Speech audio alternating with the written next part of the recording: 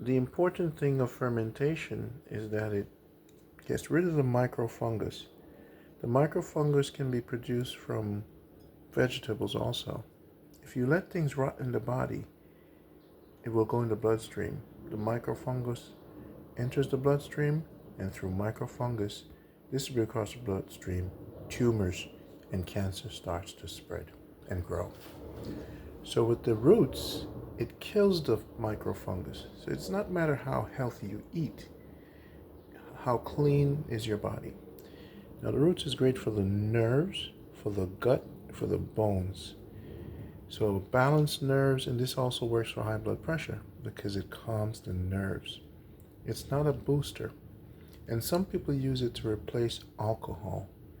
So the Never Tired Roots is not a booster, but it's for female, for children, it's for everyone of all ages.